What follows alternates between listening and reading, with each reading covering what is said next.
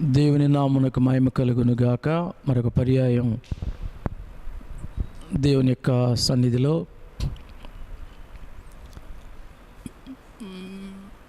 Bible స్టడీలో ముందుకు వెళ్ళటానికి ప్రభు మనకిచ్చినటువంటి సమయం కొరకై దేవునికి వందనాలు చెల్లిస్తూ ఉన్నాను. ప్రార్థన చేసుకొని బైబిల్ స్టడీలో ముందుకు వెళదాం. ప్రార్థన. దయానిధి, మరొకసారి మీ పాద సంధికి వచ్చి ప్రార్థిస్తూ ఉన్నాము నాయన. మరొక పర్యాయం మీ పాద సంధిలో చేరి మీ నామమును ఘనపరచడానికి ఇచ్చిన కృప కొరకు వందనాలు. ఈ బైబిల్ స్టడీలో మీ సహాయం కొరకు వేడుకుంటున్నాం. నీ వాక్యము ద్వారా మాతో మాట్లాడండి, బలపరచండి. బిడ్డలు ఎవరైతే యూట్యూబ్ ద్వారా లేఖనాలు వింటున్నారో వారందరి జీవితాల్లో నీ గొప్ప కృపను మీరు అనుగ్రహించండి ప్రభువా. ప్రతి వారిని లేఖనముల ద్వారా ఆదరించండి, బలపరచండి, దీవించండి. నీ గొప్ప దీవెన, మేలు, ఆశీర్వాదం బిడ్డల జీవితాల్లో కలుగు చేయండి. యేసు దివ్యనామమున అడుగుచు ప్రార్థిస్తూ ఉన్నాను తండ్రి, ఆమేన్. మీ అందరికీ శుభములు తెలియచేస్తూ ఉన్నాను.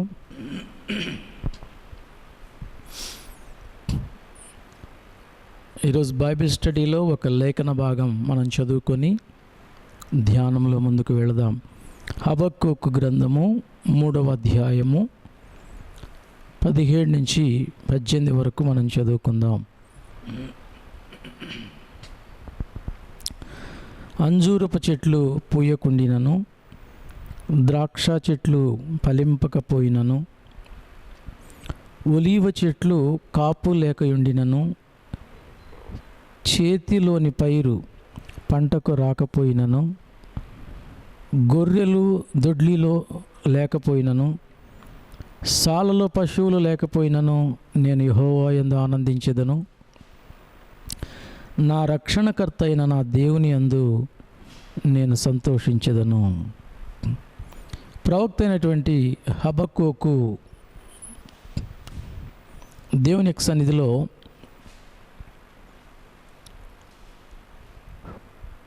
ప్రతికూల పరిస్థితుల్లో ఏ రీతిగా తను దేవుని సన్నిధిలో మాట్లాడుతూ ఉన్నాడో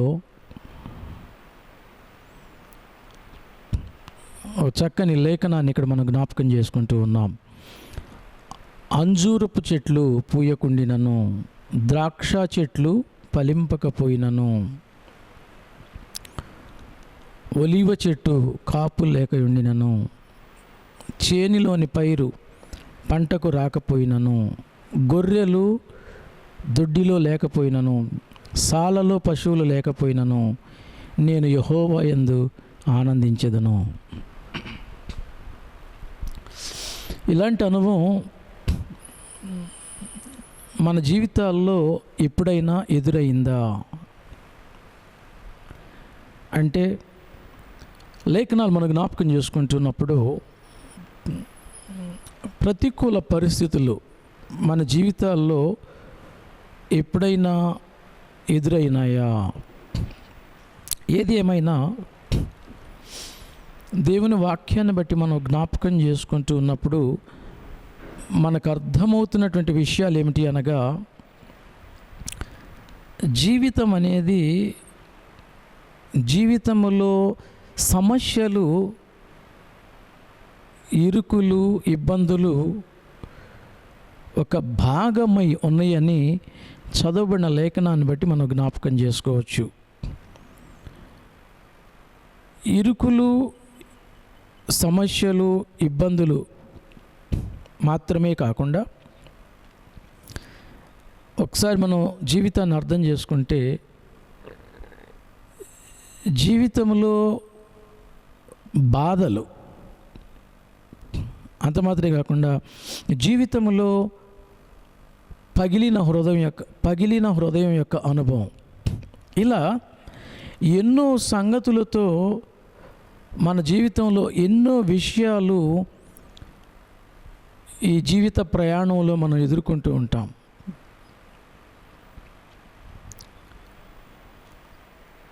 అందుచేత ఈరోజు దేవుని వాక్యం మనం జ్ఞాపకం చేసుకుంటున్నప్పుడు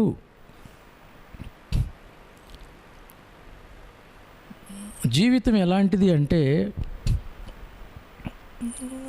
ఇరుకులు, ఇబ్బందులు, బాధలు, ఎన్నో రకాల అనుభవాలు జీవితంలో ఎదురవుతూ ఉంటాయి.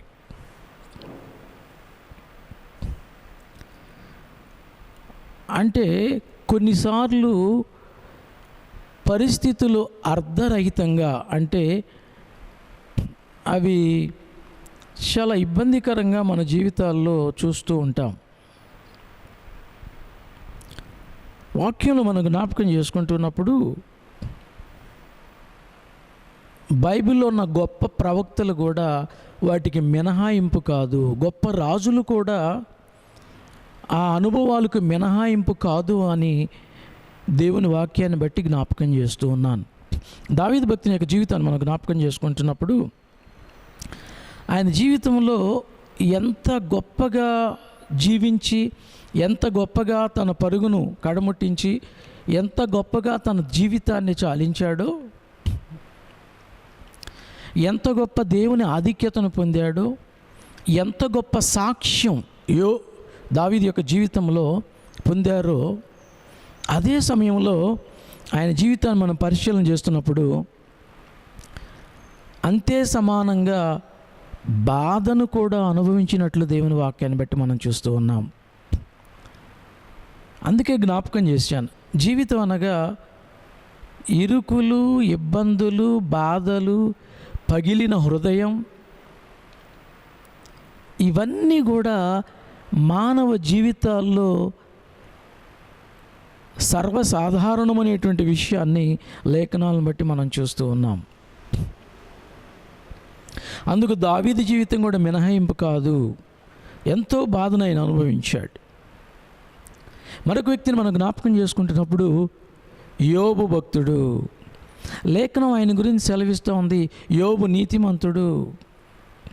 కానీ తన జీవితంలో ఓ భయంకరమైనటువంటి బాధను, వేదనను యోబు అనుభవించినట్లుగా దేవుని వాక్యాన్ని బట్టి మనం చూస్తూ ఉన్నాం. ఆ రీతిగా మన లేఖనాలు మనం జ్ఞాపకం చేసుకుంటూ ముందుకెళ్తున్నప్పుడు కొన్నిసార్లు దేవుని గ్రంథంలో ఉన్న ప్రజల యొక్క అనుభవాలు ఎలా ఉన్నాయంటే, గుంటలో వేయబడి పైకి త్రియబడిన అనుభవాలు, ఆకాశము నుండి అగ్నిని కురిపించిన అనుభవాలు, అంత మాత్రమే కాకుండా యెజెబెలుకు భయపడి కనపడకుండా ఒక గుహలో దాక్కోవాలి అనేటువంటి అనుభవాలు, ఇవన్నీ మన పితరుల జీవితాల్లో మనం చూస్తూ ఉన్నాం. గుంటలో వేయబడిన అనుభవాలు, అగ్నిని దింపుతున్న అనుభవాలు, మరలా యెజెబెలుకు భయపడి గుహలో దాక్కున్నటువంటి అనుభవాలు,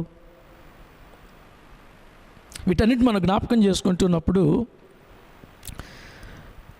కొన్ని అనుభవాలు ప్రతి వారి జీవితంలో అవి ఎదురవుతూ ఉంటేనే సత్యాన్ని దేవుని వాక్యం మనకు జ్ఞాపకం చేస్తుంది ఈరోజు.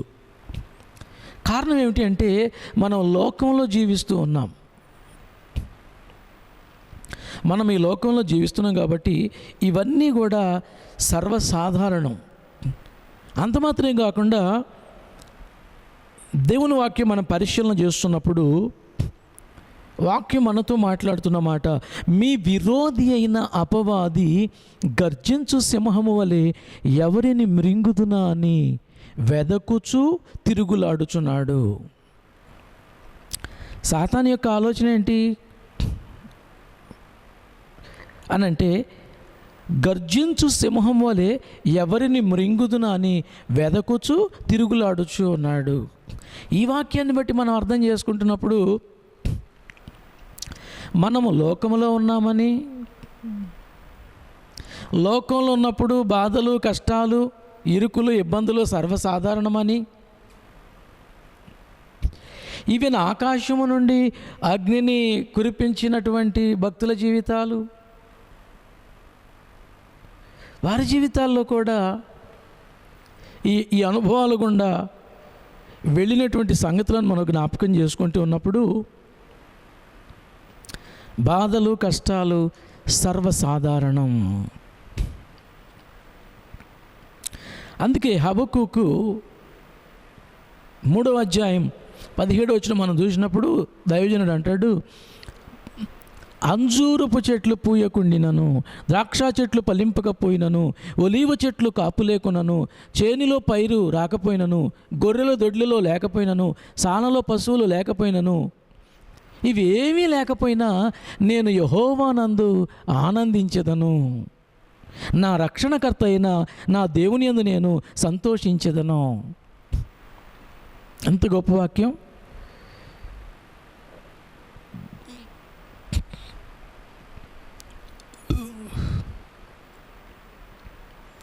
ప్రతికూల పరిస్థితుల్లో ఆరాధన, అర్ధరహితమైనటువంటి పరిస్థితుల్లో ఆరాధన చేస్తున్నటువంటి సందర్భాన్ని హబక్కూకు గ్రంథంలో మనం చూస్తూ ఉన్నాం. అందుకే జ్ఞాపకం చేశాను, మనం జీవిస్తున్నటువంటి ఈ లోకం, మనం ఈ లోకములో ఉన్నాం. ఈ లోకములో కష్టాలు, ఇరుకులు, బాధలు సర్వసాధారణం. అంత మాత్రమే కాకుండా మనం సురక్షితంగా, సంతోషంగా, ఆనందంగా జీవించడం ఇష్టము లేనటువంటి పరిస్థితులు, ఇష్టం లేనటువంటి అనుభవాలు ఈ భూమి మీద ఉన్నాయని లేఖనాన్ని బట్టి మనం జ్ఞాపకం చేసుకుందాం. అందుకే జ్ఞాపకం చేశాను, మనం భూమి మీద సంతోషంగా ఉండటం ఇష్టం లేనటువంటి వ్యక్తి ఎవరు? అపవాది. మీ విరోధి అయిన అపవాది గర్జించు సింహం వలె ఎవరిని మృంగుదునా అని వెదకుచు తిరుగులాడుచున్నాడు. మనం సంతోషంగా ఉండటం ఇష్టం లేనటువంటి వాడు అపవాది. సంతోషంగా ఉండనివ్వటం మాత్రమే కాకుండా ఎవరిని మృంగుదునా అని వెదకుచు తిరుగులాడుచు ఉన్నాడు. అందుకే యోహాను సువార్త 10వ అధ్యాయం 10వ వాక్యం అంటాడు, దొంగతనమును హత్యను నాశనము చేయుటకు వచ్చును. ఆ దొంగే అపవాది, ఆ హత్య చేసేవాడే అపవాది, ఆ దోచుకునేవాడే అపవాది. అతడు భూమి మీద అటు ఇటు తిరుగులాడుచు ఎవరిని మృంగుదునా అని వెదకుచు తిరుగులాడుచు ఉన్నాడు. ఇలాంటి పరిస్థితుల మధ్య సర్వసాధారణంగా మనం జీవిస్తున్నామని వాక్యాన్ని బట్టి జ్ఞాపకం చేస్తూ ఉన్నాను. లేఖనాలు మనం జ్ఞాపకం చేసుకుంటున్నప్పుడు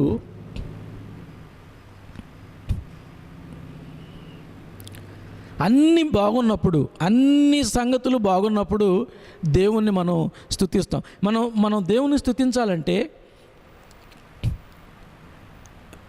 మన ముందున్నట్టు పరిస్థితులు అవి అర్థముతో కూడినవై ఉన్నప్పుడు దేవుణ్ణి స్తుతిస్తాం. అంత మాత్రమే కాకుండా ఏదైనా ఒక కారణం ఉన్నప్పుడు దేవుణ్ణి స్తుతిస్తాం.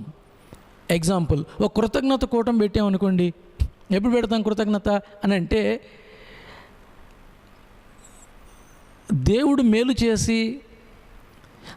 మేలు చేశాడు అని అర్థం చేసుకున్నప్పుడు, అందుకే అన్నాను, అర్థంతో కూడిన అనుభవాలు మన ముందున్నప్పుడు దేవుణ్ణి స్తుతిస్తాం.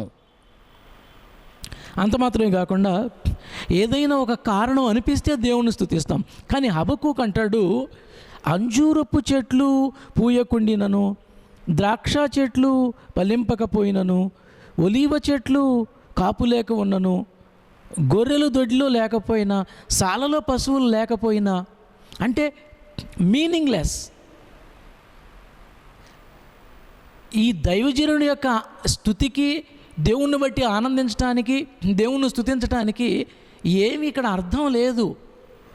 ఏమీ లేకపోయినా దేవుణ్ణి స్తుతిస్తాను, నేను దేవుని యందు ఆనందిస్తాను అంటాడు. సర్వసాధారణంగా అందుకే జ్ఞాపకం చేశాను, ఏదైనా ఒక మేలు జరిగితే, ఒక అర్థవంతమైన అనుభవం మన ముందున్నప్పుడు మనం దేవుణ్ణి స్తుతిస్తాం. ఏదైనా ఒక మంచి కారణం మన ముందున్నప్పుడు దేవుణ్ణి మనం స్తుతిస్తాం. కానీ ఏ అనుభవం అలాంటిది లేనప్పుడు దేవుని స్తుతించు. కానీ ఈయన అంటాడు, చెట్లు పూసినా, ద్రాక్ష చెట్లు ఫలింపకపోయి, అంజూరపు చెట్లు పూయకుండినా, ద్రాక్ష చెట్లు ఫలింపకపోయినా, ఒలీవ చెట్లు కాపు లేక ఉండినా, చేతిలోని పైరు పంటకు రాకపోయినా, గొర్రెలు దొడ్లు లేకపోయినా, నేను యెహోవానందు ఆనందించేదను. అంటే హబక్కూకు ఏం చేస్తున్నాడంటే, ఏ అర్థవంతమైన అనుభవం తన ముందు లేనప్పుడు, అలా దేవుణ్ణి స్తుతించడానికి ఏ కారణం కూడా లేనప్పుడు ఆయన ఏం చేస్తూ ఉన్నాడంటే, దేవుణ్ణి బట్టి నేను స్తుతిస్తాను అని జ్ఞాపకం చేస్తూ ఉన్నాడు. లేఖనాలు మనం జ్ఞాపకం చేసుకుంటున్నప్పుడు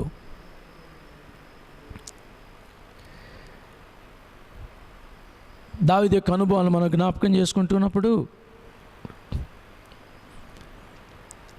దేవుని యొక్క సన్నిధిలో దేవుణ్ణి స్తుతిస్తున్నటువంటి దావీదు, దేవుని ఘనపరుస్తూ ఉన్నటువంటి దావీదు. ఈవేళ మన జీవితాల్లో కూడా మనం ఏ పరిస్థితుల్లో ఉన్నామో, ఏ పరిస్థితులు కూడా మనం ప్రయాణం చేస్తున్నామో, అర్థవంతమైన అనుభవాలు మనం ఉన్నప్పుడే దేవుణ్ణి స్తుతించటం కాదు. అందుకే హబక్కూకు 3:17-18 స్పష్టంగా మనం చూస్తూ ఉన్నప్పుడు,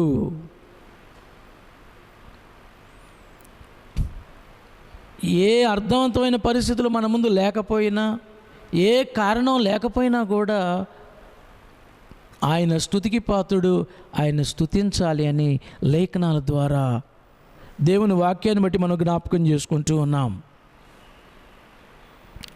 ఈరోజు వాక్యం ఏంటంటే, మన జీవితాల్లో దావీదు యొక్క అనుభవాలు మనం చూస్తున్నప్పుడు, ఎప్పుడైతే ప్రతికూల పరిస్థితులు తన జీవితంలో ఎదురైనాయో, స్తుతి వస్త్రాన్ని ధరించిన అనుభవం దావీదు జీవితంలో ఉంది. అనగా దేవునికి స్తుతి చేస్తూ ఉన్నాడు, దేవుని నామాన్ని ఘనపరుస్తూ ఉన్నాడు. ఈరోజు వాక్యం ఏంటంటే, మన జీవితాల్లో దేవుడు ఎప్పుడూ కూడా మన జీవితంలో ఎప్పుడు కూడా నీ కష్టం రాదు ఆయన ఎప్పుడు ఆయన వాగ్దానం చేయలేదు. బైబిల్లో అలా ఎప్పుడూ లేదు. యెషయా గ్రంథం 43వ అధ్యాయం 2వ వాక్యాన్ని మనం జ్ఞాపకం చేసుకుంటున్నప్పుడు, నీకు ఏ సమస్య రాదు, ఏ ఇబ్బంది రాదు అని దేవుడు ఎక్కడ వాగ్దానం చేయలేదు. యెషయా గ్రంథం 43వ అధ్యాయం 2వ వాక్యం మనం జ్ఞాపకం చేసుకుంటూ ఉన్నప్పుడు, నీవు జలములలో బడి దాటినప్పుడు నేను నీకు తోడైందును, నదులలో బడి వెళ్ళినప్పుడు అవి నీ మీద పొర్లిపారవు, నీవు అగ్ని మధ్య నడుచున్నప్పుడు కాలిపోవు, జ్వాలలు నిన్ను కాల్చవు అని అంటాడు వాక్యంలో. లేఖనాన్ని బట్టి మనకేమర్థమవుతా ఉంది? నీవు జలములలో బడి దాటునప్పుడు, యెషయా 43:2, నీవు జలములలో బడి దాటినప్పుడు నేను నీకు తోడైండును, నదులలో బడి వెళ్ళినప్పుడు అవి నీ మీద పొర్లిపారవు, నీవు అగ్ని మధ్యన నడిచినప్పుడు కాలిపోవు, జ్వాలలు నిన్ను కాల్చవు. లేఖనాలను బట్టి మనకు అర్థమవుతుంది ఏంటంటే, ఈ భూమి మీద ప్రాబ్లం ఫ్రీ లైఫ్స్ అనేవి ఉన్నట్టుగా గ్రంథంలో ప్రభు ఎక్కడ చెప్పలా. నీవు నన్ను కలిగి ఉన్నాం కాబట్టి నీకు ఏ సమస్య రాదని గ్రంథంలో ఎక్కడ చెప్పలా. ఎక్కడంటాడు, జలములలో బడి దాటినప్పుడు, నదులలో బడి వెళ్ళినప్పుడు, అగ్ని మధ్యన నడుచున్నప్పుడు, ఈ అనుభవాలన్నీ కూడా మానవ జీవితాల్లో ఎదురయ్యేటువంటి కష్టాలు, శ్రమలు, ఇరుకులను తెలియజేస్తున్న 2వ వచనం. జలముల్లో దాటే అనుభవం, నదులలో దాటే అనుభవం, అగ్ని మధ్య నడిచేటువంటి అనుభవం, ఇవన్నీ కూడా మన జీవితాల్లో ఎదురయ్యే సమస్యలను, ఇరుకులను, కష్టాలను, పరీక్షలను గురించి మాట్లాడుతూ ఉన్నాయి. అంటే దేవుని పిల్లలైన మనం ప్రాబ్లం ఫ్రీ లైఫ్ అనేది నా జీవితంలో కలిగి ఉండాలి అనుకోవటం బహుశా కొన్నిసార్లు మంచిది కాదేమని వాక్యాన్ని బట్టి మనం జ్ఞాపకం చేసుకుంటున్నాం. కీర్తన 34:19, అందుకే దేవుడు ఒక మంచి మాట మన కొరకు రాయించారు. కీర్తన 34:19 మనం చూస్తున్నప్పుడు, నీతిమంతునికి కలుగు ఆపదలు అనేకములు, వాటన్నిటిలో నుండి యెహోవా వానిని విడిపించును. లేఖనాలు మనం జ్ఞాపకం చేసుకుంటున్నప్పుడు నీతిమంతులకు కలుగు ఆపదలు అనేకములు, అయినను వాటన్నిటిలో నుండి ఆయన నిన్ను విడిపించును. దేవుని పిల్లలకు ఆపదలు అనేకములు అన్నాడు. దేవుని పిల్లలకు వచ్చే కష్టాలు అనేకములు అన్నాడు. దేవుని పిల్ల కలిగేటువంటి ఇబ్బందులు అనేకములు అన్నాడు. అదే సమయంలో అంటాడు వాటన్నిటిలో నుండి ఆయన వానిని విడిపించును. గొప్ప వాగ్దానం. అంటే ఆయన మనల్ని విడువడు, ఎడబాయడు. కనుక పరిస్థితులు అర్థవంతంగా మన ముందున్నప్పుడే మనం స్తుతి చేయటం కాదు, కానీ స్తుతికి కారణం ఉన్నప్పుడు స్తుతి చేస్తుంటాం. ఇంకా కొన్నిసార్లు మన జీవితాల్లో కారణాలు ఉన్నా కూడా దేవుణ్ణి స్తుతించాం. అందుకే అంటాడు నా స్తుతికి కారణభూతుడువగు దేవా. స్తుతికి కారణం ఉన్నప్పుడు సహజంగా దేవుని స్తుతించాలి. కొన్నిసార్లు ఏం చేస్తాం, స్తుతికి కారణం ఉన్నప్పుడు దేవుని స్తుతించాం. స్తుతించడానికి అర్థవంతమైన అనుభవాలు మన ముందు దేవుడు నిలిపినప్పుడు దేవుణ్ణి స్తుతించాం.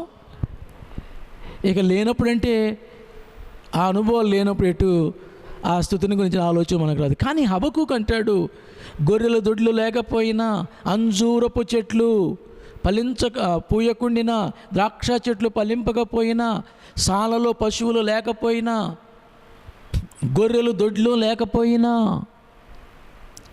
నేను యెహోవా యందు ఆనందించెదను.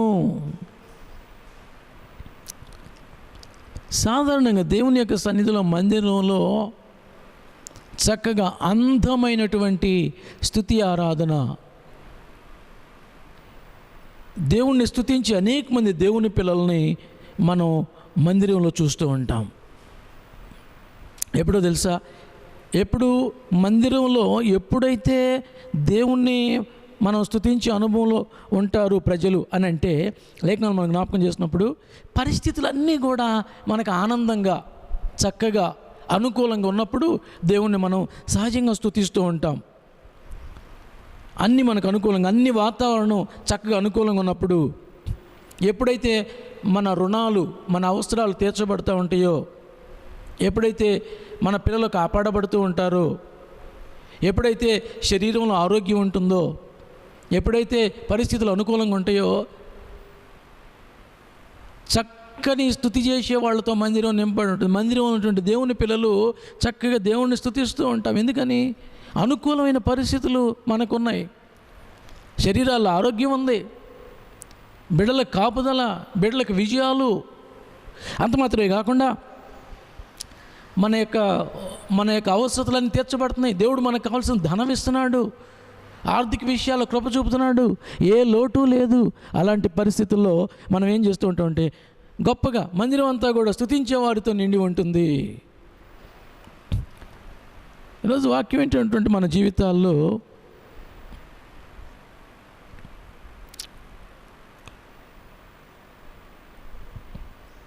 ఓ ప్రాముఖ్యమైన విషయాన్ని జ్ఞాపకం చేస్తున్నాను. ఈరోజు నేను అంటాను, దేవుని వాక్యం మనం జ్ఞాపకం చేసుకున్నప్పుడు ఒక ఆశ్చర్యకరమైన సంగతి ఏంటంటే, దేవుని వాక్యాన్ని మనం జ్ఞాపకం చేసుకున్నప్పుడు అన్ని పరిస్థితులు అనుకూలంగా ఉన్నప్పుడు స్తుతించే వారి స్తుతి కంటే కూడా అర్ధరహితమైనటువంటి అనుభవాలు ముందున్నప్పుడు ఎవరైతే దేవుణ్ణి స్తుతిస్తారో ఆ స్తుతిని దేవుడు గైకొన్నాడు. అంటే పరిస్థితులు అర్థవంతంగా ఉన్నప్పుడు స్తుతించిన వారి స్థితి అది ప్రత్యేకంగా చెప్పనక్కర్లేదు. ఇంతవరకు జ్ఞాపకం చేసుకుందాం. కుటుంబంలో ఆనందం, అన్ని బిల్స్ కట్టుకోగలిగే కృప, బిడ్డలకి క్షేమం, బిడ్డల్లో అభివృద్ధి, ఒంట్లో ఆరోగ్యం, వీటన్నిటిని బట్టి దేవుని స్తుతిస్తూ ఉంటాం. కానీ స్తుతించటానికి అర్థము లేదు, అసలు ఈ టైంలో స్తుతి ఎందుకు అనేటువంటి అనుభవాలు ఉన్నప్పుడు దేవుని స్తుతించినటువంటి ఆ ప్రజలు దేవుని యొక్క గ్రంథంలో ఉన్నారు. వారి స్తుతిని అనగా అర్ధరహితమైనటువంటి పరిస్థితుల్లో కూడా దేవుణ్ణి స్తుతించి దేవుని దగ్గర నుంచి జవాబు పొంది కార్యాలు చూసినటువంటి వారిని ఈరోజు మనం దేవుని వాక్యంలో జ్ఞాపకం చేసుకోబోతూ ఉన్నాము. అంటే లేఖనాలు మనం జ్ఞాపకం చేసుకుంటున్నప్పుడు అన్నీ మన జీవితంలో అన్నీ అనుకూలంగా ఉన్నప్పుడు మనలో ఉన్న నమ్మకం, మనలో ఉన్నటువంటి విశ్వాసం అన్నీ అనుకూలంగా ఉన్నప్పుడు మనలో ఉన్నటువంటి నమ్మిక, మనలో ఉన్న విశ్వాసం అది పెద్ద ప్రభావితమైనటువంటి స్థితిగా అనిపించదు. కానీ సంగతులు మనం జ్ఞాపకం చేసుకున్నప్పుడు ఎప్పుడైతే పరిస్థితులు అర్ధరహితంగా ఉంటాయో ఆ సమయంలో మనం చేసేటువంటి స్థుతి అనగా అర్ధరహితమైన పరిస్థితులలో, అంటే స్తుతించటానికి కారణము లేని పరిస్థితుల్లో మనం చేసే స్థుతికి పరలోకం స్పందిస్తుంది. అర్ధరహితమైన పరిస్థితుల్లో మనం చేసేటువంటి స్థుతికి ఈవెన్ చెరసాల యొక్క బలము కూడా తగ్గిపోతుంది, లేదంటే చెరసాల శక్తి కూడా తగ్గిపోతుంది అని బైబిల్లోని కొన్ని సంఘటనలను బట్టి ఈరోజు మనం జ్ఞాపకం చేసుకోబోతున్నాం. అన్నీ కలిగి ఉన్నప్పుడు నీవు కలిగి ఉండే విశ్వాసం, అన్నీ కలిగి ఉన్నప్పుడు నీలో ఉండే నమ్మిక, వీటిలో నుంచి వచ్చేటువంటి స్థుతి కంటే కూడా అర్ధరహితమైనటువంటి పరిస్థితుల్లో మనం దేవునికి ఇచ్చేటువంటి ఆ స్తుతి ఆరాధన ఏదైతే ఉంటుందో అది ఏం చేస్తుందంటే అది పరలోకాన్ని ఆలోచింపజేస్తుంది, అంటే దేవునిని ఆలోచింపజేస్తుంది. ఒకవేళ నువ్వు చెరసాలలో ఉన్నావా, చెరసాల బలాన్ని కూడా తగ్గిస్తుంది ఆ స్తుతి.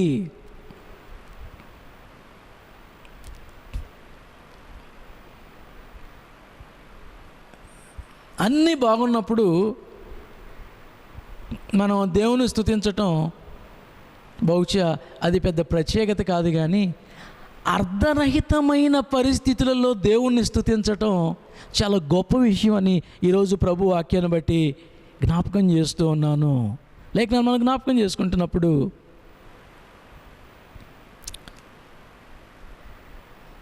పరిస్థితులు అర్ధరహితంగా ఉన్నప్పుడు దేవుణ్ణి స్తుతించిన వాళ్ళు ఎవరు, పరలోకం ఏ రీతిగా ఆ స్థుతికి ప్రాధాన్యత ఇచ్చింది, లేదంటే దేవుడు ఏ రీతిగా ఆ స్థుతిని గైకొన్నాడు అనే సంగతులు మనం జ్ఞాపకం చేసుకుంటున్నప్పుడు దానికి ఒక చక్కని ఉదాహరణ యోబు భక్తుడు.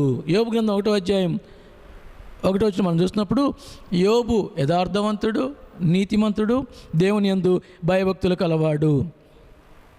1వ అధ్యాయం యోబు గ్రంథం 13 నుంచి 22 వరకు మనం చదువుకుంటూ ఉన్నప్పుడు 1వ అధ్యాయం యోబు గ్రంథం 13 నుంచి 22 వరకు మనం చదువుకున్నప్పుడు ఆ 1వ అధ్యాయం 13 వచనానికి పై భాగంలో ఏం జరిగింది, 13 వచనం నుంచి మనం చూస్తున్నప్పుడు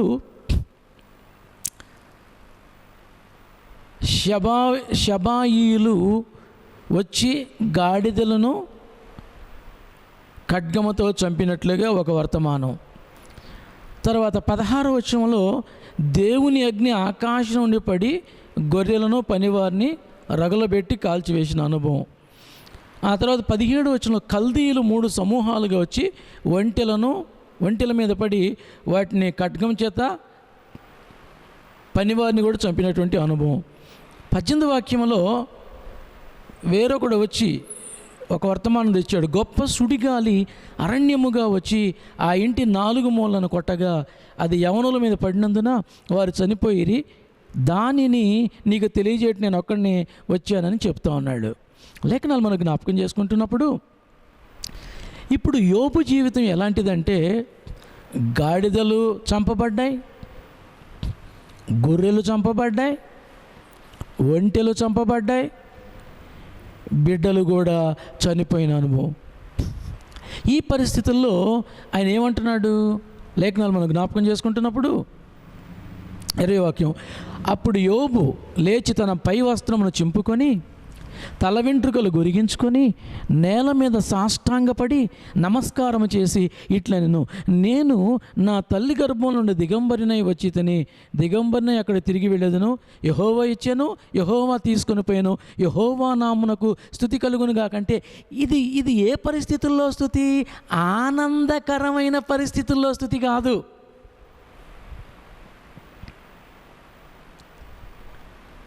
అందుకే మన అంశం కూడా ఏంటంటే ఈరోజు when it don't make sense, అనగా అర్ధరహితమైన పరిస్థితులలో స్తుతికి అర్థం లేదు ఇక్కడ అనేటువంటి అనుభవాల్లో స్తుతి. ఏంటి ఆ అనుభవం? ఆ స్తుతికే పరలోకం రెస్పాండ్ అవుతుంది అంటున్నాను. ఆ స్తుతికే దేవుడు ఆ అర్ధరహితమైనటువంటి పరిస్థితుల్లో స్తుతికి జవాబు వచ్చినట్లుగా దేవుని వాక్యం నుంచి జ్ఞాపకం చేస్తూ ఉన్నాను. అన్నీ బాగున్నప్పుడు మన దేవుణ్ణి స్తుతించేటువంటి ఆ అనుభవం అదొక అనుభవం అయితే, అర్ధరహితమైన పరిస్థితుల్లో కూడా, అందుకే అన్నాను హబక్కూకు అనుభవం అదే. గొర్రెలు లేకపోయినా దొడ్లో, సాలలో పశువులు లేకపోయినా, అంజూరం పూయకుండినా, ద్రాక్ష చెట్లు ఫలింపకపోయినా, పైరు పండకపోయినా నేను దేవుని యందు ఆనందిస్తాను. అర్ధరహితమైనటువంటి అనుభవాలను దేవుని స్తుతించాలి. ఆ స్తుతి నిజంగా పరలోకాన్ని కదిలిస్తుంది. లేఖనాలు మనం జ్ఞాపకం చేసుకుంటున్నప్పుడు యోబు యొక్క జీవితంలో గొర్రెలు చనిపోయినాయి, గాడిదలు చనిపోయినాయి, ఒంటెలు చనిపోయినాయి, బిడ్డలు చనిపోయారు. 21 వచ్చిన చివరి భాగంలో అంటాడు, యెహోవా ఇచ్చాను, యెహోవా తీసుకొని పోయాను, యెహోవా నామమునకు స్తుతి కలుగునుగాక. దేవుని వాక్యం మనం జ్ఞాపకం చేసుకుంటూ ఉన్నప్పుడు యోబు యొక్క జీవితంలో తన బిడ్డలందరినీ కోల్పోయాడు. ఒక సుడిగాలి వచ్చి బిడ్డలు మొత్తం ఇంటిని 4 మూల నుంచి కొట్టగా ఇల్లు కూలిపోయింది. ఏం చేశాడు యోబు అంటే, అర్ధరహితమైన పరిస్థితుల్లో అంత గొప్ప అందం లేనటువంటి స్థుతి, అర్ధరహితమైన పరిస్థితుల్లో వచ్చే స్థుతి అది అంతే అందంగా ఉంటుంది. అన్నీ బాగున్నప్పుడు చక్కగా అందంగా దేవుని స్తుతిస్తాం, ఆనందంగా దేవుని స్తుతిస్తాం. కానీ అర్ధరహితమైన స్థితిలో అర్ధరహితమైన పరిస్థితుల్లో చేసే స్థుతి ఎలా ఉంటుంది అంటే, అది మనం చెప్పడానికి మనకు తెలియని అనుభవమేమి కాదు. సంగతులు మనం జ్ఞాపకం చేసుకుంటున్నప్పుడు యోబు యొక్క జీవితంలో యెహోవా ఇచ్చాను, యెహోవా తీసుకొని పోయాను, యెహోవా నామమునకు మహిమ కలుగునుగాక. అర్ధరహితమైన పరిస్థితులలో స్తుతి. దేవుని పిల్లలు, మన దేవుడు ఎలాంటి వాడంటే, అన్నీ బాగున్నప్పుడు, అన్నీ అనుకూలంగా ఉన్నప్పుడు, అంత సంతోషంగా ఉన్నప్పుడు దేవుని స్తుతించడం కాదు, కానీ అర్ధరహితమైన పరిస్థితుల్లో కూడా ఆయన స్తుతికి పాత్రుడే.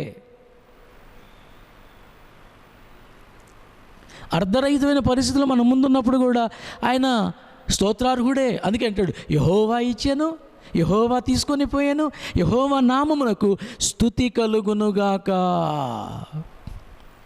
ఇలాంటి అనుభవాలు ఎప్పుడైనా మన జీవితంలో ఎదురైనాయా? ఒకవేళ ఎదురైతే ప్రభు సన్నిధిలో మన వైఖరి ఏ విధమైన వైఖరిగా ఉండిందో మనకు తెలుసు. ఈరోజు ప్రభు వాక్యం మనతో మాట్లాడుతుంది. హబక్కూకు ప్రవక్త అంటారు, నాకు ఏమీ లేకపోయినా, అన్ని ప్రతికూల పరిస్థితులైనా, పొలములో పంట లేకపోయినా, సాలలో పశువులు లేకపోయినా, గొర్రెల దొడ్లో గొర్రెలు లేకపోయినా, అంజూరము పూయకుండినా, నేను యెహోవా యందు ఆనందిస్తాను.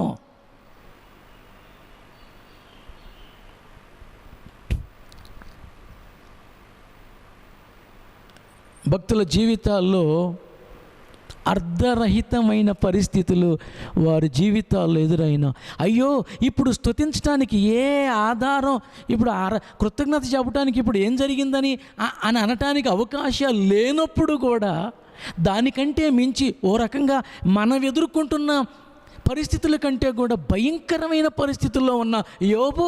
ఎందుకంటున్నానంటే అటు గొర్రెలు, అటు ఒంటెలు, అటు గాడిదలు, వాటన్నిటినీ కంటే కూడా తన యొక్క 10 మంది బిడ్డలు కూడా చనిపోయినప్పుడు ఒక వ్యక్తి యొక్క జీవితం, ఒక వ్యక్తి యొక్క అనుభవం, ఒక వ్యక్తి ముందున్నటువంటి పరిస్థితులు ఎలా ఉంటాయంటే అది అర్ధరహితం. అక్కడ యెహోవా నామమునకు మహిమ అని అనటం.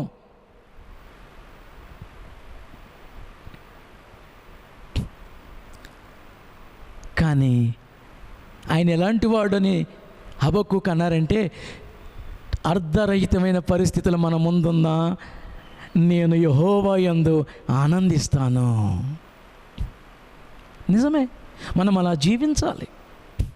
అందుకే పౌలు భక్తుడు అన్నారు, ప్రభువునందు ఆనందించుడి. మరలా చెప్తున్నాను, ప్రభువునందు ఆనందించుడి. మీ సహనము సకల జనులకు తెలియనీయుడి.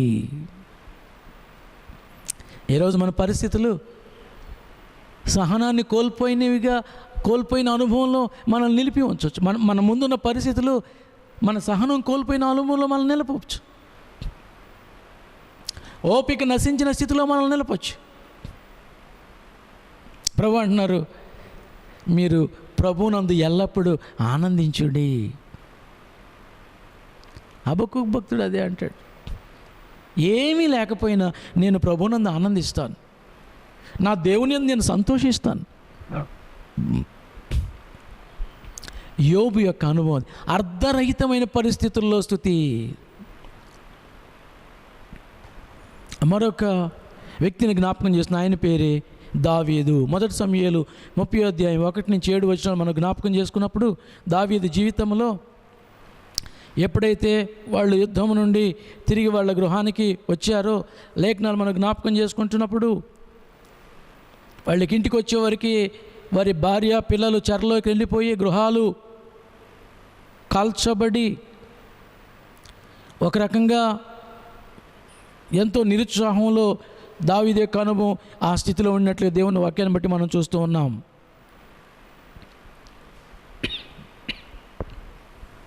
ఎంతో బాధతో నింపబడినటువంటి దావీదు.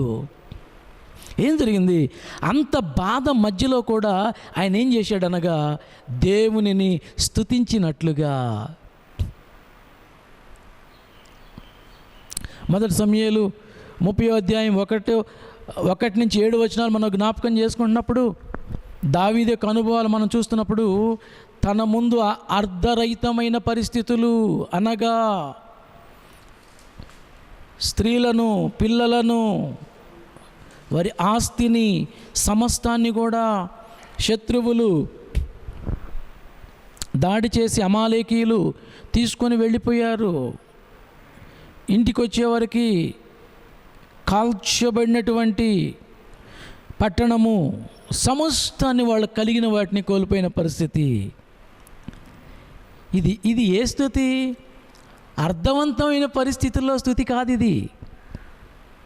లేదంటే ఆనందకరమైన స్థితి కాదు స్తుతించడానికి. కానీ దావీదు ఏం చేస్తున్నాడంటే 1 సమూయేలు 30:7 చూస్తే, పిమ్మట దావీదు ఏపోదు తెమ్మని యాజకుడగు అహీమెలెకు కుమారుడైన అబ్యాతారుతో చెప్పగా అబ్యాతారు ఏపోదును దావీదు వద్దకు తీసుకొని వచ్చాను. అంటే దేవుణ్ణి బట్టి ధైర్యం తెచ్చుకొని దేవుణ్ణి స్తుతిస్తూ ఉన్నటువంటి దావీదు ఏ పరిస్థితుల్లో లేఖనాలు మనం జ్ఞాపకం చేసుకున్నప్పుడు అర్థవంతం కాదు, అర్ధరహితమైనటువంటి పరిస్థితి, అర్థము లేని పరిస్థితులు. స్తుతికి అర్థము లేదు, ఆరాధనకు అర్థం లేదు అక్కడ. అంటే ఆ పరిస్థితుల్లో చేయడానికి ఏమాత్రం కూడా ఒక అనుభవం అక్కడ లేదు. లేకపోగా తన భార్య, పిల్లలు, ఆస్తి సమస్తాన్ని కోల్పోయి పట్టణము కాల్చబడి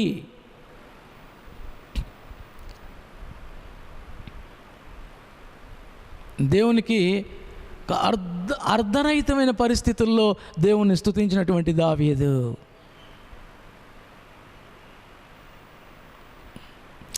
ఈరోజు వాక్యం వింటున్న మన జీవితాల్లో ఎవరైతే యూట్యూబ్ ద్వారా ఈ సందేశాన్ని వింటూ ఉన్నారో బహుశా నీ జీవితంలో కూడా అర్ధరహితమైన పరిస్థితుల్లో నువ్వు చేసేటువంటి స్తుతి ఆరాధన నిన్ను అద్భుతం వైపు నడిపిస్తుందేమో.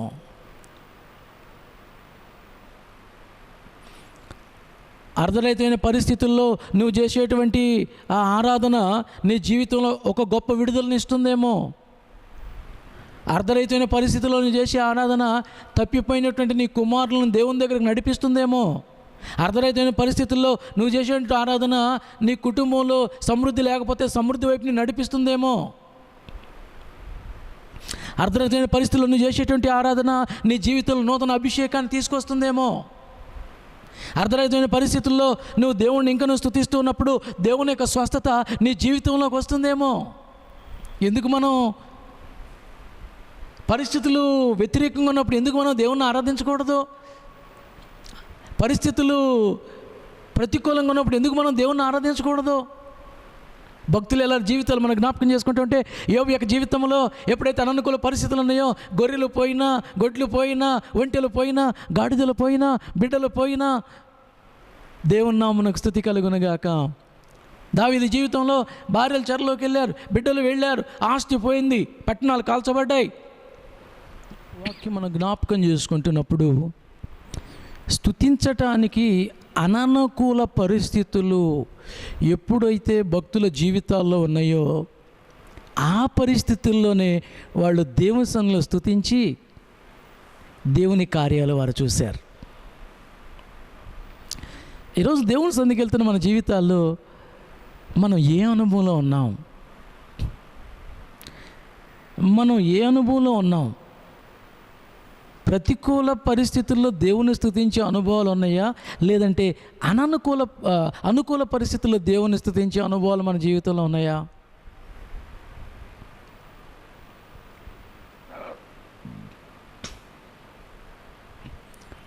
లేఖనాలు మనం జ్ఞాపకం చేసుకుంటున్నప్పుడు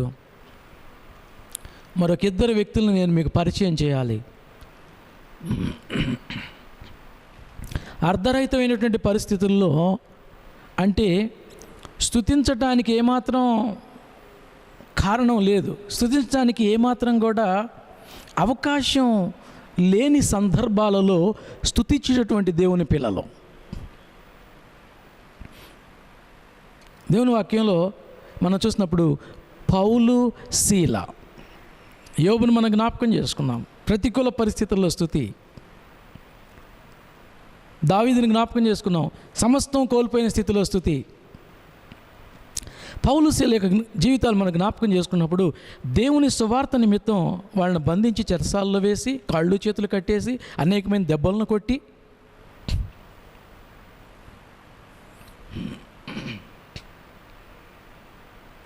ఎప్పుడైతే వాళ్ళని చెరసాల్లో వేశారో మనకు తెలుసు. అర్ధరాత్రి వేళ పౌలు, శీల ఏం చేస్తున్నారు అనగా, పరిస్థితులు వారికి అనుకూలంగా లేకపోయినా కాళ్ళు చేతులు బండల్లో బిగించి అనేకమైన దెబ్బలు తిన్నారు, కాళ్ళు చేతులు బండల్లో బిగించారు.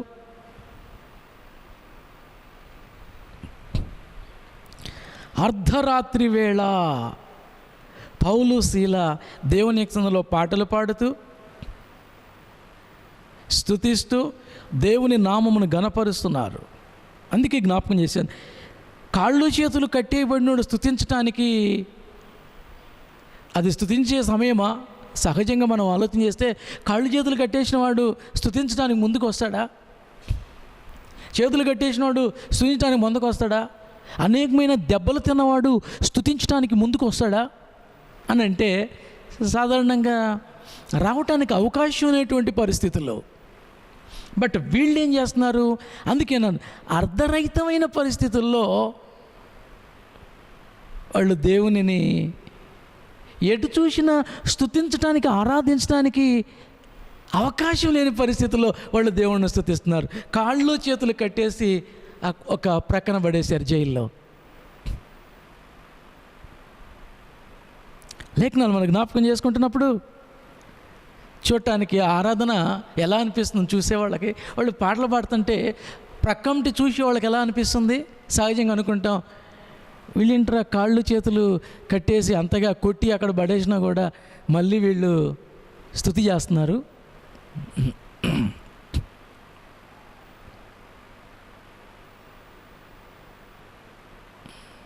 లేఖనాలు మనం జ్ఞాపకం చేసుకున్నప్పుడు ఆ కన్నీళ్ల మధ్య, ఆ బాధ మధ్య, ఆ దెబ్బలు తిన్న శరీరముతో, అనేక దెబ్బలు కొట్టారు కదా, దెబ్బలు తిన్న శరీరం, కన్నీరు, ఒకవైపు మనసులో బాధ, వీటన్నిటిలో కూడా వాళ్ళు దేవునిని మహిమపరచడానికి, అందుకే అన్న అవి అర్ధరహితం, అర్థంతో కూడిన పరిస్థితులు కాదు. స్తుతించడానికి ఏమాత్రం అవకాశం లేని పరిస్థితులు, అసలు స్తుతిని జ్ఞాపకం చేసుకోవటానికే అవకాశం లేని పరిస్థితులు మన జీవితాల్లో కూడా ఎన్నోసార్లు ఎదురవుతూ ఉంటాయి. వాటిలో మన అనుభవం ఏమిటి? ఇక్కడ దెబ్బలు తిన్నారు, కాళ్ళు చేతులు కట్టేశారు, ప్రక్కన పడేశారు,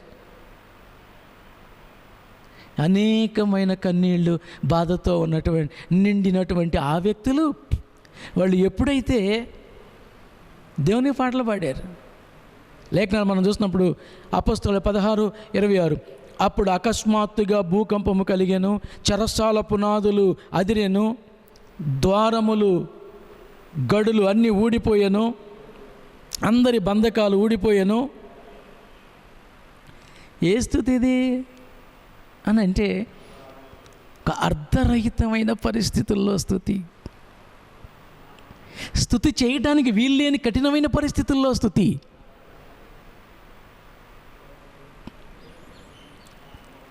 ఈరోజు లేఖనాలు వింటున్న మన జీవితాల్లో మన భక్తి విశ్వాసాలు ఏ రీతిగా కలిగి ప్రభు రాక కొరకు మనం సిద్ధపడుతూ ఉన్నాం. మనది ఏ రకమైన స్థుతి? అన్నీ అనుకూలంగా ఉన్నప్పుడు స్తుతించే స్థుతియా, లేదంటే పరిస్థితులు అర్ధరహితంగా, ప్రతికూలంగా, వ్యతిరేకంగా, సమృద్ధి లేకపోయినా, ధనము లేకపోయినా, ఆరోగ్యం లేకపోయినా, ఆహారం లేకపోయినా, సమృద్ధి లేకపోయినా స్తుతించే స్తుతేనా? హబక్కూకు అంటాడు, శాలలో పశువులు లేకపోయినా, దొడ్డిలో గొర్రెలు లేకపోయినా, పొలములో పంట లేకపోయినా, అంజూరం పూయకుండినా, ద్రాక్ష చెట్లు ఫలించకపోయినా, నేను నా దేవుని యందు ఆనందిస్తాను. వాళ్ళు ఎప్పుడైతే పాటలు పాడారు, ప్రతికూల పరిస్థితులు ఎప్పుడైతే స్తుతి చేస్తున్నారో, భయంకరమైన బాధ శరీరంలో వాళ్ళకున్న, ఎప్పుడు వాళ్ళు స్తుతి చేస్తున్నటువంటి అనుభవం, కన్నీరు కారుతున్న స్తుతి చేస్తున్న అనుభవం, హృదయం నింద వేదన నిండిన స్తుతి చేస్తున్నటువంటి అనుభవాలు క్రైస్తవ జీవితంలో మన యొక్క అపోస్తలుల యొక్క జీవితాలు మనం జ్ఞాపకం చేసుకుంటూ ఉన్నాం.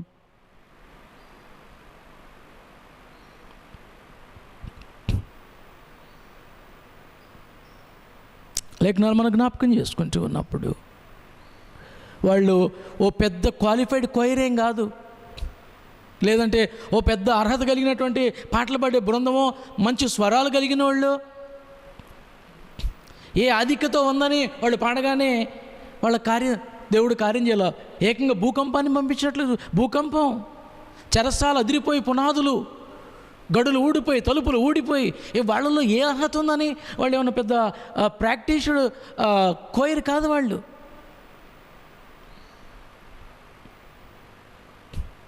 ఆ స్తుతికి ప్రాక్టీసో క్వాలిఫికేషన్ ఏదో అవసరం లేదు.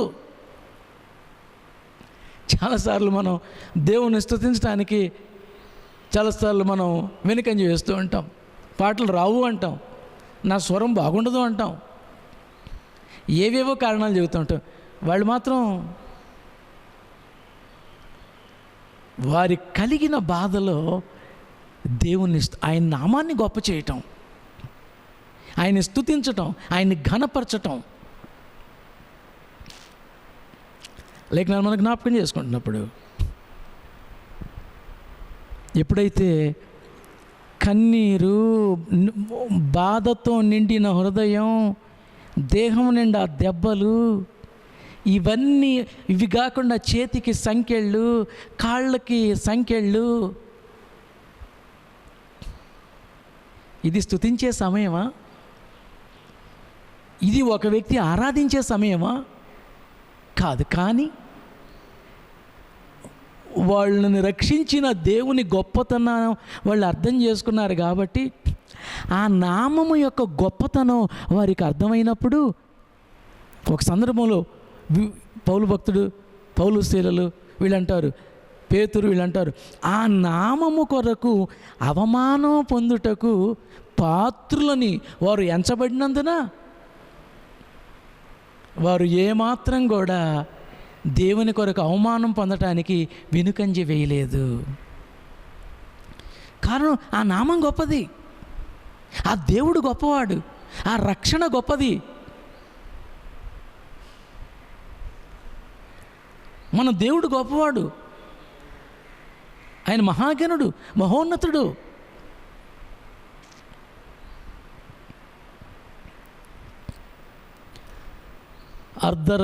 అర్ధరహితమైన పరిస్థితులలో స్తుతించే జీవితాలు కలిగిన స్తుతించిన జీవితాలు కలిగిన భక్తులను లేఖనాల్లో మనం జ్ఞాపకం చేసుకుంటున్నప్పుడు, అందుకే జ్ఞాపకం చేశాను, ఏమీ లేకపోయినా నేను నా దేవుణ్ణి స్తుతిస్తాను. హబక్కూకు భక్తుడు అంటారు, హబక్కూకు అనే ప్రవక్త అంటారు, ఏమీ లేకపోయినా, పంటలు లేకపోయినా, గొర్రెలు లేకపోయినా, ద్రాక్ష పండ్లు లేకపోయినా, అంజూరు పండ్లు లేకపోయినా, పశువులు లేకపోయినా నేను నా దేవుని యందు ఆనందిస్తాను. That is the true praise. అది నిజమైన ఆరాధన. ఎందుకు వాళ్ళు అలా అనగలుగుతున్నారు? యోబు ఎందుకు ఇంకా నేను దేవుణ్ణి స్తుతిస్తాను అంటున్నాడు? దావీదు ఇంకను ఎందుకు దేవుణ్ణి స్తుతిస్తున్నాడు? పౌలు శీలలు తన్నులు తిన్నా ఇంకా ఎందుకు దేవుణ్ణి స్తుతిస్తున్నారంటే, వాళ్ళు దేవుని యొక్క శక్తిని, దేవుని యొక్క నామమును, దేవుని గొప్పతనాన్ని వాళ్ళు గుర్తెరిగారు. ఓ వ్యక్తి దేవుని గొప్పతనాన్ని గుర్తెరిగినప్పుడు అతను ఏమైనా చేయటానికి, అనుకూల పరిస్థితుల్లో, ప్రతికూల పరిస్థితుల్లో కూడా స్తుతించడానికి ముందుకు వస్తాడని లేఖనాలను బట్టి మనం అర్థం చేసుకుంటూ ఉన్నాం. దావీదు గురించి ఇంతకుముందే జ్ఞాపకం చేశాను. ఎప్పుడైతే ఆ నిబంధన మందసం తన నగర్లోకి తీసుకొని వస్తూ ఉన్నాడో, సమూయేలు గ్రంథం మనం చూస్తున్నప్పుడు, ఒక గొప్ప రాజుగా అభిషేకించబడిన దావీదు, నేను రాజుని, నేను ఈ రీతిగా స్తుతించకూడదు, ఈ రీతిగా నాట్యం ఆడకూడదు, చూసేవాళ్ళు ఏమనుకుంటారో అని అనుకున్న వ్యక్తి కాదు. అనుకునేవాళ్ళు ఉంటారన్న సంగతి అక్కడ అర్థమైంది మనకి. ఎవరో అనుకోలా. దావీదు భార్య అయిన మేకాలు ఎప్పుడైతే ఆ మందసం దావీదు పురంలో తీసుకొని రాబడుతుందో, రాజుగారు నాట్యం ఆడుతూ ఉన్నారో, ఆమె అంటుంది భర్తతో, అయ్యయ్యో, ఒక రాజు, ఒక గొప్ప రాజుగా ఉన్నటువంటి రాజసింహాసనం మీద ఉన్నటువంటి మీరు ఈ రీతిగా నాట్యం ఆడటం, ఈ రీతిగా స్తుతించటం, అది చూడటానికి వీళ్ళందరి ముందు మీకు మంచిగా లేదని అనిపించట్లేదా?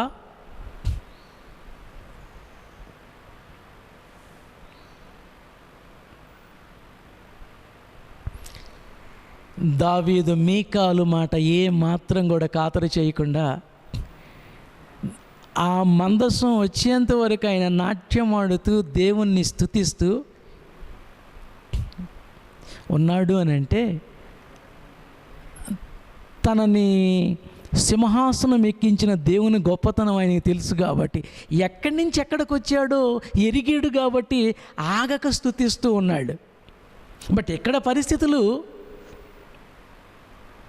వేరైనప్పటికీ, ఒక వ్యక్తి అలా చేయకూడదని చెప్పిన తన భార్య అలా నాట్యం ఆడొద్దు, ఒక రాజుగా అలా చేయటం మంచిది కాదని చెప్పినా తన ఆగక ఆ మందస్సం ముందు, దేవుని సన్నిధి ముందు, దేవుని యొక్క సన్నిధిలో నాట్యం ఆడుతూ ఉన్నాడు అని అంటే,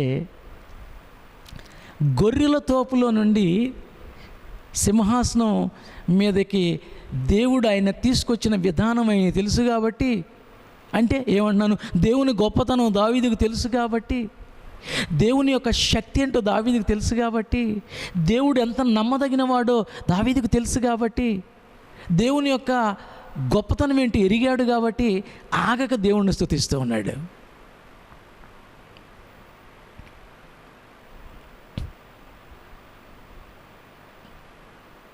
లేఖనాలు మనం జ్ఞాపకం చేసుకుంటున్నప్పుడు ఏమాత్రం కూడా మీకాలు యొక్క ఆలోచన గురించి అతను నిదానించిన వాడే స్తుతి చేయకుండా ఆగినట్లుగా లేదు.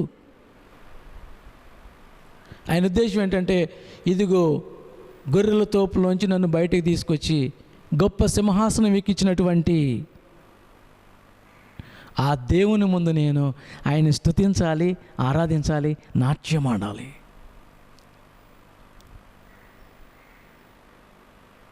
వీటన్నిటిలో మనం ఏం నేర్చుకుంటున్నాం ఈరోజు? లేఖనాలు మనం చూస్తున్నప్పుడు ఎప్పుడైతే పౌలు శీలలు దేవుని యొక్క సన్నిధిలో అర్ధరహితం పరిస్థితులు, చుట్టూ ఉన్న పరిస్థితులు ప్రతికూలంగా ఉండినప్పటికీ ఎప్పుడైతే వాళ్ళు దేవుని స్తుతించారో వీటన్నిటిలో మనం నేర్చుకుంటున్న అనుభవం ఏమిటనగా, పౌలుసులు ఎప్పుడైతే అర్ధరహితమైన పరిస్థితులు దేవుని స్తుతించారో చెరసాల పునాదులతో సహా కదిలిపోయే కార్యాన్ని దేవుడు చేశాడు. దేవుని నామమునకు మహిమ కలుగును గాక.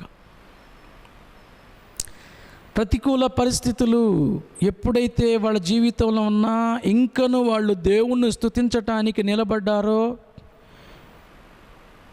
శరీరం అంతా దెబ్బలు తిని కాళ్ళు చేతులు కట్టివేయబడి ఉన్నప్పటికీ ఎప్పుడైతే వాళ్ళు దేవుని స్తుతించారో చెరసాల పునాదులను కూడా కదిలించినటువంటి స్థుతి ఆ స్థుతి. ఆ పరిస్థితుల్లో చేసిన స్థుతికి అందుకే జ్ఞాపకం చేశాను. వాక్యం మనం ధ్యానం చేస్తూ సందేశం మనం ఈ క్రమంలో ముందుకు వచ్చే ముందు జ్ఞాపకం చేశాను. పరిస్థితులన్నీ బాగున్నప్పుడు చేసే స్థుతి కంటే కూడా అర్ధరహితమైనటువంటి స్థితిలో మన జీవితాలు ఎప్పుడైతే నిలబడతాయో అక్కడ ఎవరైతే దేవుణ్ణి స్తుతించారో వాళ్ళ కొరకు ఆకాశం నుండి జవాబు వచ్చింది. ఆ జవాబే పౌలు శీల జీవితాల గురించి జ్ఞాపకం చేసుకున్నప్పుడు దేవుడు పరమ నుండి వాళ్ళ స్తుతి ఆరాధనని గైకొని ఆ బిడల యొక్క స్తుతిని ఆయన గైకొని పెద్ద భూకంపాన్ని పంపించి చెరసాల పునాదులు కూడా కదిలిపోయేటట్లుగా దేవుడు తన కార్యాన్ని చేశాడంటే, ఒక ప్రతికూల పరిస్థితుల్లో అర్ధరహితమైన పరిస్థితుల్లో చేసిన స్తుతి దేవుని సన్నిధికి వెళ్ళినప్పుడు, దేవుడు దాన్ని లక్ష్యం ఉంచినప్పుడు, దేవుడు దాన్ని గమనించినప్పుడు, దేవుడు ఆ స్తుతి ఆరాధనను గైకొన్నప్పుడు, అది ఆయన చెవుల్లోకి వెళ్ళినప్పుడు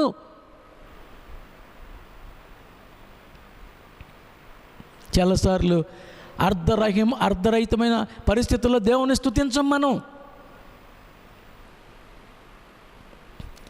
అననుకూల పరిస్థితులు మన ముందున్నప్పుడు స్తుతించం. స్తుతికి కారణం లేనప్పుడు స్తుతి ఉండదు. మరలా జ్ఞాపకం చేస్తున్నాను, స్తుతికి కారణం నీ జీవితంలో జరిగిన కార్యాన్ని బట్టి, ఇప్పుడు దేవుడు ఈ కార్యం చేశాడు కాబట్టి నేను దేవుని స్తుతించాలి అని అనుకునే దానికంటే కూడా కీర్తనకారుడు వర్ణిస్తున్నట్లుగా అసలు దేవుడే స్తుతికి కారణభూతుడు. కార్యం జరిగినందుకు కారణం కాదు స్తుతికి. కీర్తనకారుడు అంటాడు, నా స్తుతికి కారణభూతుడు వగు దేవా. దానికి ఒక కార్యాలే ముడిపడలేవు. కీర్తనూరులు అంటాడు, మనం ఆయన ప్రజలము, ఆయన మేపు గొర్రెలము. ఎన్నో విషయాలు ముడిపడ నీ జీవితంలో స్తుతికి కారణభూతుడుగా ఆయన ఉండటానికి ఒక కార్యం కాదు.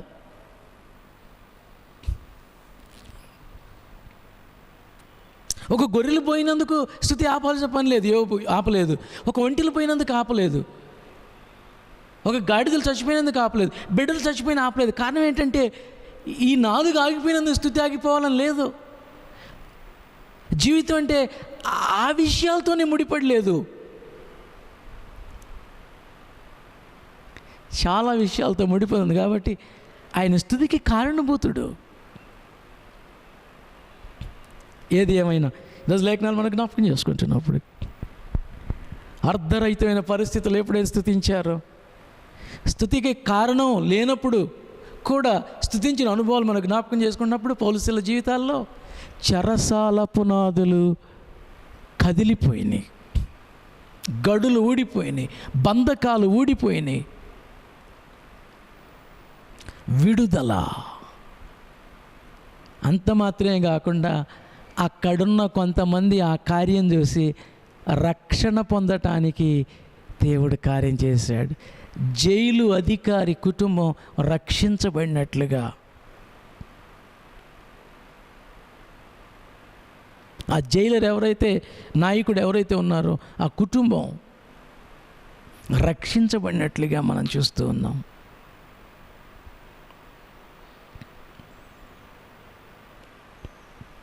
యోబు యొక్క జీవితంలో ఎప్పుడైతే ప్రతికూల పరిస్థితులు ఏర్పడినాయో, అర్ధరహితమైనటువంటి పరిస్థితులు తన జీవితంలో ఏర్పడినాయో, నా జీవితంలో గతున్న పరిస్థితులు ఏమీ అర్థం కావట్లేదు అనేటువంటి స్థితిలో నిలబడిన యోబు జీవితంలో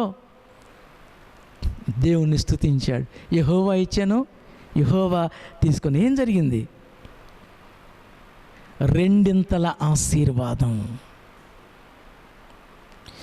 దేవుడు యోబును మొదట ఆశీర్వదించినంత కంటే ఎక్కువగా దీవించెను. దావీదు జీవితంలో ఎప్పుడైతే అర్ధరహితమైన పరిస్థితులు తన ముందు ఉన్నాయో దేవుణ్ణి స్తుతించాడు. అమాలేకీయులు ఏమైతే తీసుకెళ్లారో సమస్తాన్ని మరలా తీసుకొని వచ్చేసాడు. ఏమి కోల్పోయాడో సమస్తాన్ని వెనక్కి తీసుకొని రాగలిగాడు. కారణం, దేవుడు ఆయనకు తోడై ఉన్నాడు. అర్ధరహితమైన పరిస్థితులు ఎప్పుడైతే వాళ్ళు దేవుణ్ణి స్తుతించారో దేవుడు వాళ్ళకు తోడై ఉన్నాడు.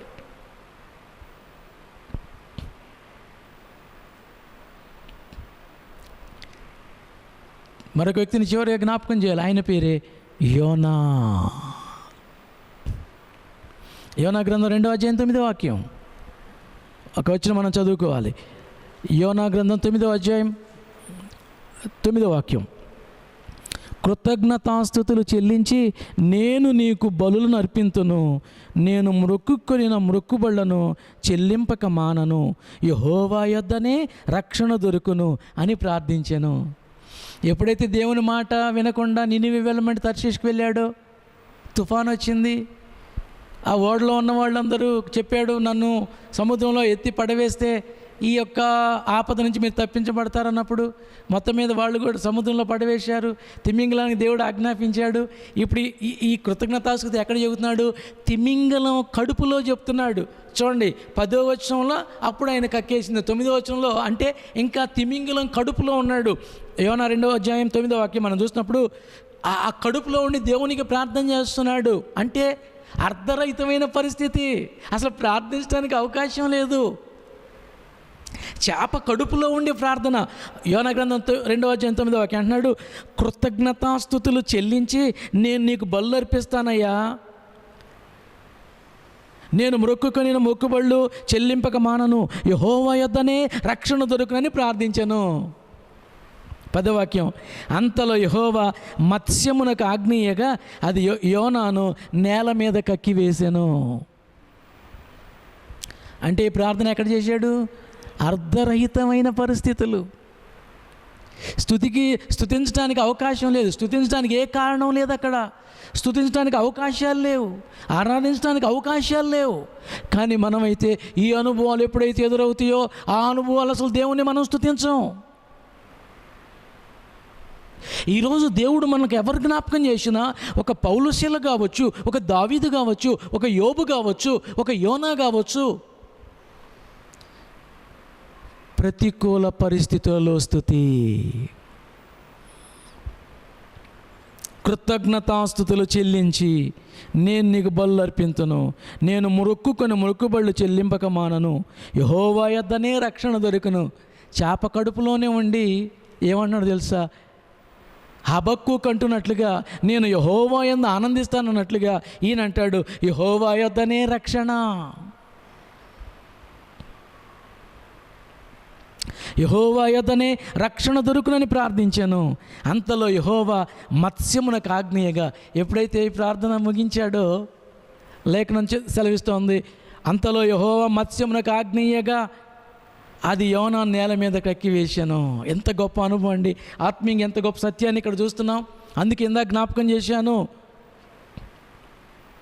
కొన్ని సంగతులు మనం చూస్తున్నప్పుడు ఈ ఈ అర్ధరహితమైన పరిస్థితుల్లో స్తుతి నీ జీవితంలో కోల్పోయిన ఆరోగ్యాన్ని ఇస్తుందేమో, కోల్పోయిన ఆశీర్వాదాన్ని తిరిగిస్తుందేమో, అర్ధరహితమైన పరిస్థితుల్లో తప్పిపోయిన నీ కుమారుడు తిరిగి వస్తాడేమో, అర్ధరహితమైన పరిస్థితుల్లో కోల్పోయిన నీ సంపద తిరిగి నీవు చేజిక్కించుకుంటావేమో ఆ స్తుతి ద్వారా. కోల్పోయిన ఆస్తి, కోల్పోయిన ఆరోగ్యం, కోల్పోయిన నెమ్మది, కోల్పోయిన సమాధానం ఆ అర్ధరహితమైన పరిస్థితుల్లో చేసిన స్తుతి ద్వారా వాళ్ళ జీవితాల్లో పొందుకున్నాడు. మన జీవితాల్లో కూడా ఈ యోనా వలె ఎప్పుడైతే మనము కూడా ఏమాత్రం పరిస్థితులు అనుకూలంగా లేనప్పుడు కృతజ్ఞతాస్తుతులు చెల్లించి మొక్కుబడులు చేసుకున్నాడు. చేప కడుపులోని మొక్కుబడి, అయ్యా రక్షణ నీ దగ్గరే, నన్ను కాపాడితే నేను నీ కృతజ్ఞతాస్తుతులు చెల్లిస్తాను, మొక్కుబడులు చెల్లిస్తాను అనగానే ఆ స్థితి ఎప్పుడైతే చేశాడో కక్కేసింది.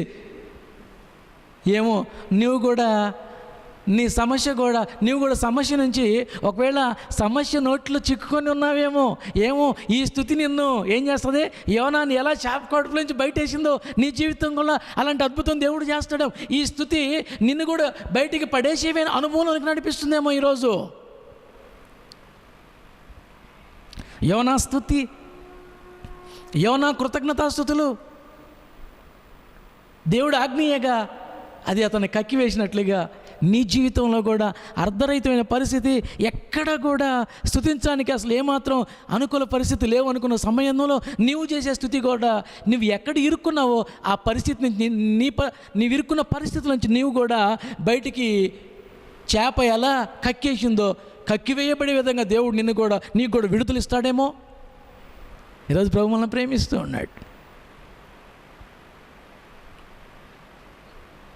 నీ పరిస్థితి నుంచి కూడా నువ్వు బయటపడతావేమో. ఒకవేళ ఏ రీతిగా చేప యోనాని కక్కివేసిందో నీ జీవితంలో కూడా విడుదల కలుగుతుందేమో ప్రతికూల పరిస్థితుల్లో దేవుని స్తుతించినప్పుడు.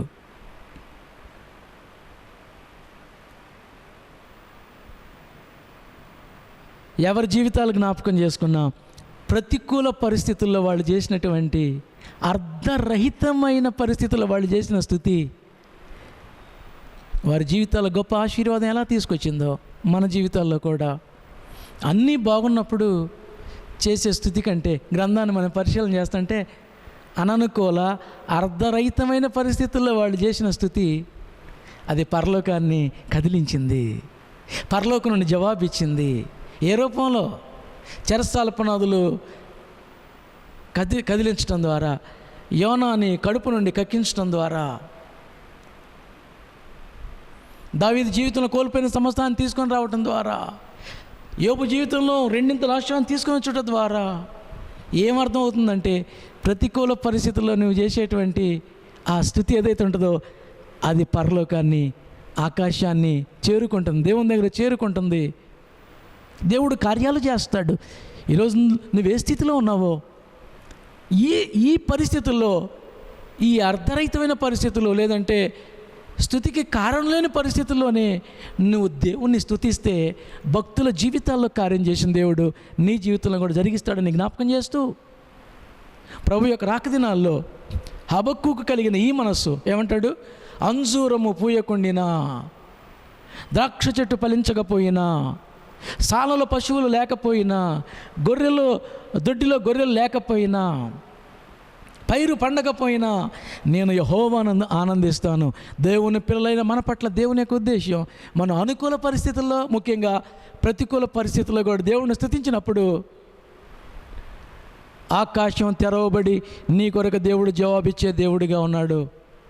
ఈరోజు నువ్వు ఏ పరిస్థితుల్లో, నీ గృహంలో, నీ వ్యక్తిగత జీవితంలో ఏ పరిస్థితుల్లో ఉన్నావు, ప్రభు నిన్ను ప్రేమిస్తూ ఈరోజు ఈ వాక్యం ద్వారా నీతో మాట్లాడుతున్నారు. ఈ ప్రతికూల పరిస్థితుల్లో దేవునికి మొరపెట్టు, దేవుని బట్టి ఆనందించు, దేవుని బట్టి బలపడు, దేవుని నామాన్ని గొప్ప చేయి, దేవునికి కృతజ్ఞతాస్తుతులు చెల్లించు. భక్తుల జీవితాలు అద్భుతం చేసిన దేవుడు నీ జీవితంలో కూడా జరిగిస్తాడని జ్ఞాపకం చేస్తూ నా మాటలు ముగిస్తున్నాను. తల వంచి కళ్ళు మూసుకుంటే ప్రార్థన. దయానిధి, మరొకసారి మీ పాత సన్నిధికి వచ్చి ప్రార్థిస్తూ ఉన్నాం. ఈరోజు మా జీవితాల్లో నీవు ఇచ్చిన లేఖనాలను బట్టి వందనాలు, స్తోత్రాలు. అవునయ్యా, మా జీవితాల్లో అన్ని పనులు సక్రమముగా చేసుకోవటానికి అనుకూలత ఉన్నప్పుడు స్తుతించడం మాత్రమే కాకుండా ప్రతికూల పరిస్థితులు, అర్ధరహితమైన పరిస్థితుల్లో మేము నిలబడినప్పుడు కూడా స్తుతి చేయాలని లేఖనాల ద్వారా మాతో మాట్లాడారు. భక్తులు అంటూ ఉన్నారు, మాకేమీ లేకపోయినా మేము దేవుని బట్టి ఆనందిస్తాము. అన్ని కోల్పోయిన పరిస్థితుల్లో యోబు అంటున్నాడు, దేవునికి స్తుతి కలుగునుగాక. అన్ని కోల్పోయిన పరిస్థితులు దావీదు ఏపోదును ధరించి స్తుతిస్తున్నవాడుగా ఉన్నాడు. పౌలు శీల జీవితంలో భయంకరమైన బాధలు స్తుతిస్తూ ఉన్నారు. అవునయ్యా, ఎంతోమంది భక్తుల జీవితాలు మా ముందు ఉంచారు. వారందరూ కూడా వారి జీవితాల్లో ప్రతికూల పరిస్థితుల్లో, అర్ధరహితమైనటువంటి పరిస్థితుల్లో వారు నిలిచి ఉన్నప్పుడు, నిన్ను స్తుతించినప్పుడు పరలోకం నుండి వారి మొరను విని ఆకాశాన్ని తెరచి గొప్ప కార్యాలు జరిగించావు. ఈరోజు మీ ప్రియుల జీవితాల్లో, నీ బిడ్డల జీవితాల్లో, ఎవరెవరి కుటుంబాల్లో ఏ పరిస్థితుల్లో వాళ్ళు ఉన్నారు, ఏ అర్ధరహితమైన పరిస్థితుల్లో వాళ్ళు నిలిచి ఉన్నారు, ఏ అననుకూల పరిస్థితుల్లో వాళ్ళు నిలిచి ఉన్నారో ఒకసారి మీరు వారిని దర్శించి ఆ స్థితిలో స్తుతించేవారుగా, కృతజ్ఞత చెల్లించేవారుగా, నీ వైపు చూచేవారుగా, నీ నామమును బట్టి ఆనందించేవారుగా ప్రతి బిడ్డను మీరు నిలబెట్టండి. తద్వారా గొప్ప ఆశీర్వాదాలు, మేలులు వారు అనుభవించడానికి కృపదాయిచ్చేయండి. లేఖనాలు బిడ్డలు ఫలింపచేయండి. యూట్యూబ్ ద్వారా బిడ్డలు ఎవరైతే వర్తమానాలు వింటున్నారో వారిని వారి కుటుంబాలను దీవించండి. ప్రస్తుతం ఉన్నటువంటి నాయన ఈ కరోనా పరిస్థితుల్లో దేశవ్యాప్తంగా, భారతదేశంలో, మన రాష్ట్రంలో, గ్రామాల్లో, పట్టణాల్లో ఈ తెగుల నుంచి మీరు మాకు విడుదల ఇవ్వండి. నీ కాపుదలు ఇవ్వండి అయ్యా. ప్రతి వారికి నీ భద్రత ఇవ్వండి. చిన్నలు పెద్దలు అందరినీ మీరు కాపాడండి. మీ రక్త ప్రోక్షణ దేవుని పిల్ల కుటుంబాలను మీరు అనుగ్రహించండి. ప్రతి వారిని మీరు కప్పి భద్రపరిచి ఆరోగ్యం ఇచ్చి శారీరక ఆత్మీయ దీవెనలతో నింపమని, లేఖనాలు వింటున్నవారు వాక్యం విని వాక్యానుసారంగా జీవిస్తూ నీ కార్యాలు చూడటానికి కృపదాయి చేయమని యేసు దివ్యనామమున అడిగి ప్రార్థిస్తూ ఉన్నాను తండ్రి. ఆమెన్.